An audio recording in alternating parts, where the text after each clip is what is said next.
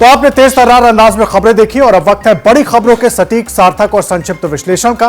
मैं हूं आदर्श झा। आपको बताऊंगा तुनिशा आत्महत्या से जुड़े महाराष्ट्र पुलिस के वो 8 तर्क जिसे सुनते ही अदालत ने शीजान की रिमांड का फौरन आदेश दे दिया।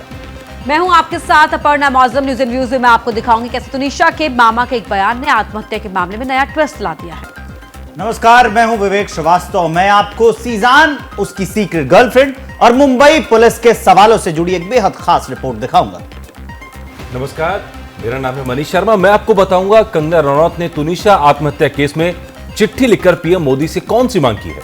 नमस्कार, न्यूज एंड व्यूज में आपके साथ मैं हूं जिया शर्मा। मैं आपको लेकर चलूंगी आंध्र प्रदेश के नेल्लौर, जहां चंद्रबाबू नायडू की रैली में एक बहुत दुखद हादसा हुआ है। तो आइए बिना वक्त गवाए बुलेटिन की शुरुआत इस वक्त की बड़ी खबर से करते हैं। तुनिशा आत्महत्या केस में अदालत ने शीजान की रिमांड 30 दिसंबर तक बढ़ा दी है। पुलिस की चुनौती 2 दिनों में शीजान से कई सच उगलवाने की होगी। ये अनार उगा के हर साल 1 एकड़ की जमीन पर 10 लाख कमा रहे हैं।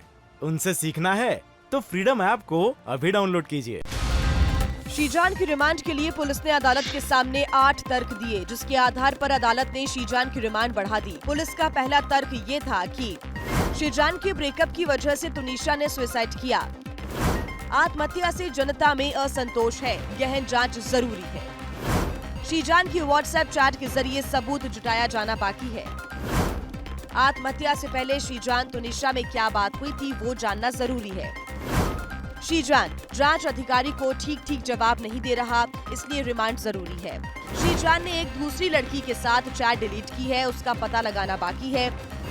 आरोप है कि शीजान के कई लड़कियों के साथ प्रेम संबंध थे, उसकी जांच जरूरी है।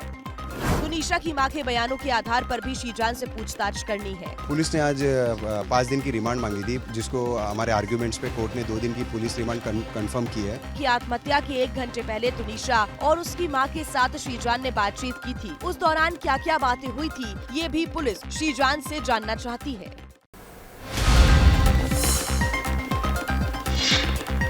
तुनिशा सुसाइड केस में एक नया मोड़ आ गया है। तुनिशा के मामा ने एक नया खुलासा किया है। हिजाब पहनना शुरू किया था और ये सब कुछ बहुत सारी चीजें थी। यही है वो बयान जिसकी वजह से तुनिशा आत्महत्या केस में कथित लव जिहाद का एंगल जुड़ गया है। मामा के मुताबिक शीजान के प्यार में तुनिशा इस हद तक अंधी हो गई थी कि वो इस्लाम की रीति रिवाजों को भी फॉलो करने लगी थी। यकीन नहीं आता तो फिर से सुनिए। लग रहा है लव जिहाद इसमें साफ साफ दबाव दिया जा रहा था तुनिशा को। बहुत सी चीजें हैं जो अभी सामने आने दीजिए। हाँ, तुनिशा के बिहेवियर में काफी चेंजेस थे। हालांकि शीजान के वकील ने मामा के तर्कों को सिरे से खारिज किया है। लव जिहाद का मामला ऑलरेडी पुलिस ने क्लियर कर दिया है, आप वो देख लीजिए। इस केस को लव जिहाद से इनकार कर दिया है कि ये एंगल लव जिहाद का नहीं है। लव जिहाद के आरोपों के बीच वालिव पुलिस आज तुनिशा की मौसी, मामा और 2 ड्राइवर का बयान दर्ज करेगी। इस बीच केंद्रीय मंत्री रामदास आठवले तुनिशा के परिवार से दोपहर 12 बजे मिलेंगे।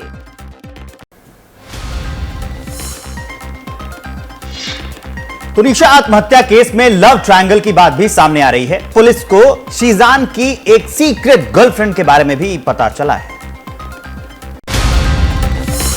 सूत्रों के मुताबिक इस सीक्रेट गर्लफ्रेंड की पहचान से शीजान के कई झूठ सामने आ चुके हैं और कई आने बाकी हैं। पुलिस अब इस सीक्रेट गर्लफ्रेंड के साथ साथ उन बाकी लड़कियों से भी पूछताछ करने वाली है जिनसे शीजान चैट किया करता था। पुलिस को उम्मीद है कि इस पूछताछ के बाद आत्महत्या से जुड़े आखिरी 15 मिनट के रहस्य से भी पर्दा उठ सकता है। पुलिस ये जानना चाहती है कि सीक्रेट गर्लफ्रेंड के बारे में तुनिशा जानती थी या नहीं। क्या आत्महत्या के आखिरी 15 मिनट में शीजान ने तुनिशा की उस सीक्रेट गर्लफ्रेंड से बात कराई थी? क्या शीजान ने अपनी सीक्रेट गर्लफ्रेंड की वजह से ही तुनिशा को कुछ ऐसा बोला कि वो आत्महत्या पर मजबूर हुई? इन्हीं सवालों के सही जवाब पुलिस शीजान की सीक्रेट गर्लफ्रेंड के बयान दर्ज कर हासिल करना चाहती है, ताकि शीजान के झूठ को सामने लाया जा सके और इसी ग्राउंड पर पुलिस शीजान की रिमांड को फिर से बढ़ाने के लिए कोर्ट में अर्जी दे सकती है।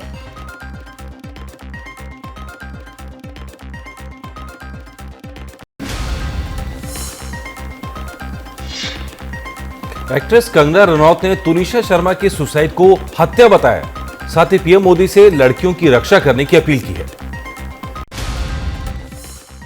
हैशटैग तुनिशा के साथ कंगना रनौत ने इंस्टाग्राम पर एक बेहद भावुक पोस्ट लिखा है। इसमें उन्होंने कहा है कि जब लड़की को हकीकत का पता चलता है तो वह अपनी समझ पर भी यकीन नहीं कर पाती। उसका हर चीज से भरोसा उठ जाता है, ना अपनी समझ पर भरोसा होता है और ना ही दूसरे की समझ पर। तब उसे जिंदा या मुर्दा रहने का भी फर्क नहीं पता चलता।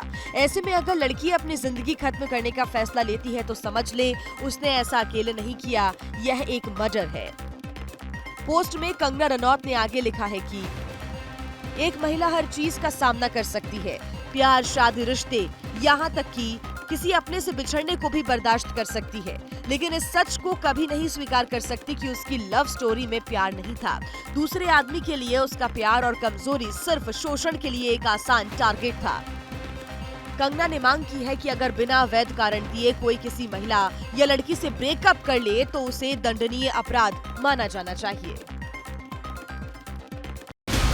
और आइए न्यूज एंड व्यूज में अब बात कर लेते हैं मौत की भगदड़ की। आंध्र प्रदेश में बड़ा हादसा हो गया। नेल्लोर में टीडीपी अध्यक्ष चंद्रबाबू नायडू की रैली में भगदड़ में 7 लोगों की मौत हो गई है।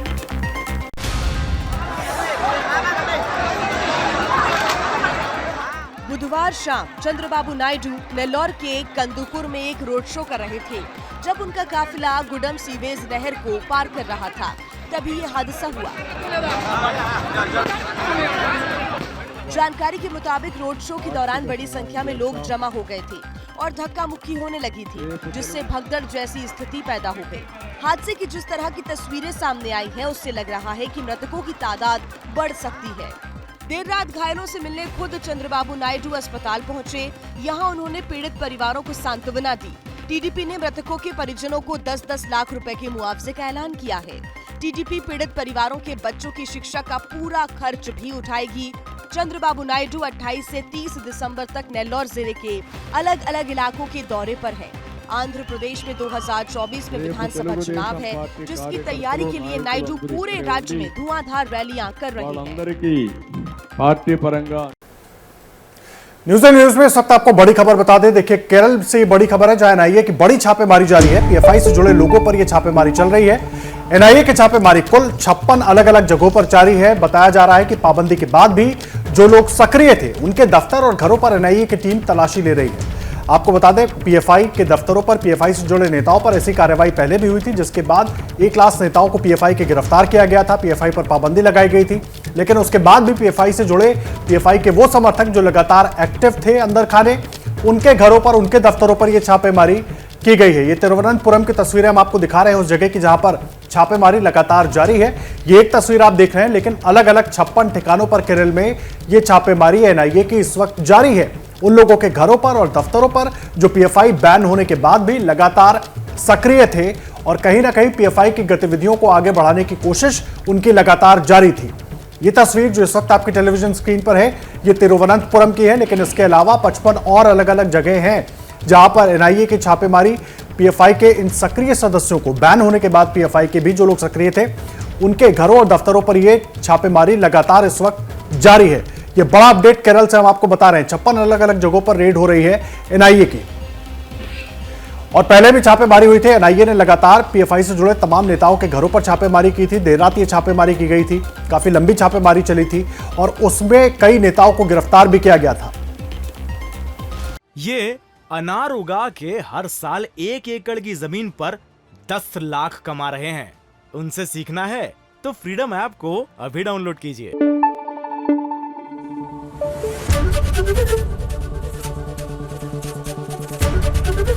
एबीपी न्यूज आपको रखे आगे।